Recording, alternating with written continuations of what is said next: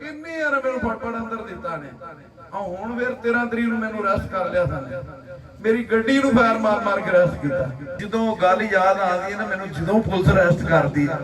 मेरे ते तशद्दुद भी पूरा करदी बिस्मिल्लाह रहमान रहीम ताजदारे खत्म नबूवत जिंदाबाद जिंदाबाद जिंदाबाद मैनू तो बहुतियां गल्लां गुल्लां नहीं आदियां ये तेज तरह ने कर लईयां ने पर गल इक्को ही है गल सारी सरकार दी मैं तो गलियां दा रूड़ा कूड़ा सा ये तो बाबा जी दा फैज है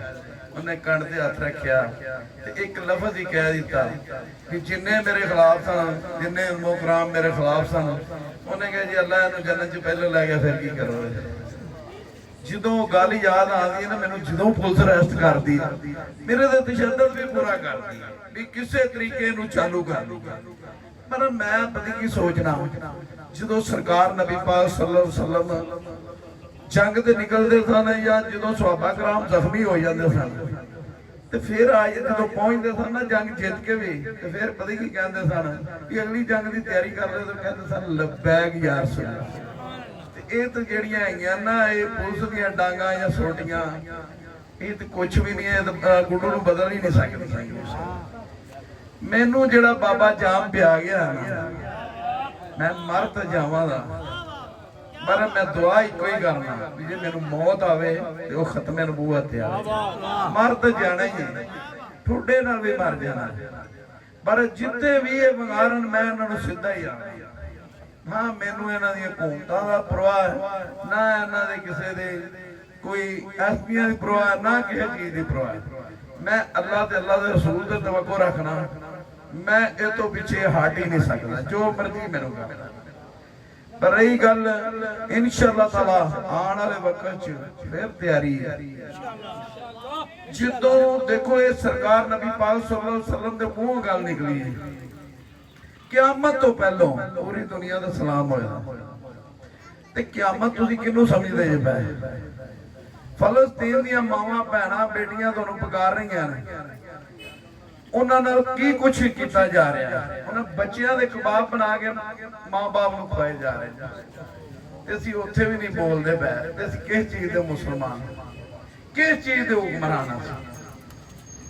जदों उत्थे भी नहीं मस्जिद अक्सा साडा पहला काबा है उत्थे की ज़्यादतियां दा करदे असीं फिर भी नहीं बोलदे जेड़े तुसीं बब्बर चेरों बोल रहे थे ते मेरे आका दे मूंहों गल निकली इधरों सानूं ठंडी हवा आंदी देखो ये तो मां पाक दे होंदियां भी ये मुनाफिक है गए सन उदों भी अज भी औलाद उन्हां दी लगी फिरदी जे मुनाफिक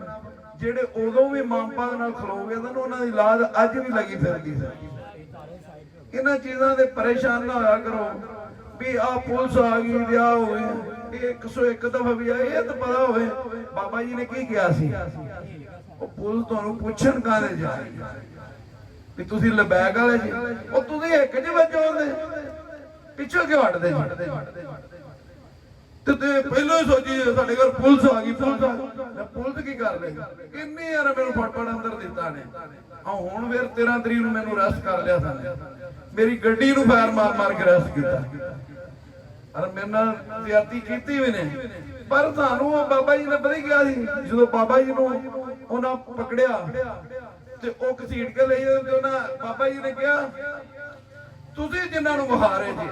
ओ तो देख नहीं रहे तुहानूं जिंदे वास्ते मैं घसीटिया जा रहा हूं ना ओ देख रहा मैं जेड़े को फसली बटेरे विच रलदे ना बुजदल फसली बटेरे ओ आंदे ने इंदे च आवां दे लब्बे दा की पर गल पता की है जेड़ा अल्लाह दे रसूल दे रस्ते ते खर्च करदा है ना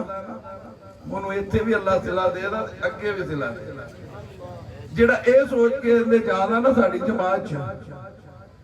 ਜਾਂ ਜਿਹੜਾ ਕੋਈ ਸਾਧਰੀ ਵੀ ਵਾਸਤੇ ਆਂਦਾ ਉਹ ਨਾ ਆਵੇ ਜਿਹੜਾ ਪੀਰ ਸਾਹਿਬਾਂ ਲਈ ਆਂਦਾ ਉਹ ਨਾ ਆਵੇ ਜਿੰਨੇ ਆਣਾ ਆਕਾ ਦੀ ਨਮੂਸ ਦੀ ਖਾਤਰ ਆਣਾ ਉਹ ਜ਼ਰੂਰ ਆਵੇ ਉਹਦੇ ਵਾਸਤੇ 100 ਕਿਉਂ ਜ਼ਰੂਰ ਜਿੰਨੇ ਆਣਾ ਅਸੀਂ ਆਪਣਾ ਮਾਣ ਬਚਾਈਏ सलाम साडी जरूरत नहीं हैगी, सानू जरूरत है सलाम दी।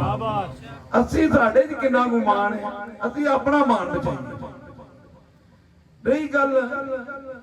मैं तो तुहानू एक दसना, मेरी की पछाण सी ਤੁਸੀਂ ਸਾਰੇ ਹੀ ਜਾਣਦੇ, ਪਰ ਪੂਰੇ ਪਾਕਿਸਤਾਨ 'ਚ TLP ਮੈਨੂੰ ਨਾਂ ਤੋਂ ਜਾਣਦੇ, ਜਿੰਨੇ ਵਰਕਰ ਨੇ ਨਾਂ ਤੋਂ ਜਾਣਦੇ ਨੇ। ਇਹ ਸੈਯਦ ਮੇਰੇ ਨਾਲ ਪਿਆਰ ਕਰਦੇ ਨੇ, ਇਹ ਸੈਯਦ ਮੇਰੇ ਨਾਲ ਪਿਆਰ ਕਰਦੇ ਨੇ। ਇਹ ਮੈਨੂੰ ਮਿਲਿਆ ਆਕਾ ਦਾ ਸਦਕਾ। ਮੇਰੇ ਵਰਗੇ ਦੀ ਕੀ ਖਾਸ, ਗਲੀਆਂ ਦਾ ਰੂੜਾ ਕੂੜਾ, ਪਰ ਮੈਨੂੰ ਇਹ ਹੀ ਬੜਾ ਇਹ ਸੈਯਦ ਫਿਰ ਹੁੰਦੇ ਜੀ ਤੇ ਇਹ ਜੇ ਹੁੰਦੇ ਜੀ ਸੈਯਦ ਹੁੰਦੇ ਜਿਹਦਾ ਪੀਰ ਤੇ ਰੋਜ਼ ਨਰਕੇ ਹੁੰਦੇ। ਉਹ ਬਾਬਾ ਜੀ ਨੇ ਪਤਾ ਹੀ ਕੀ ਕਿਹਾ ਸੀ, ਉਹਨੇ ਕਿਹਾ ਉਹ ਪੀਰ ਹੀ ਕਹਿੰਦਾ ਜਿਹੜਾ ਘੂਮਤਾਂ ਨੂੰ ਨਾ ਲਾਏ। ਤੇ ਫਿਰ ਬੱਬਰ ਸ਼ੇਰ ਨੇ ਲਾਇਆ ਕਿ ਨਹੀਂ ਘੂਮਤਾਂ ਨੂੰ?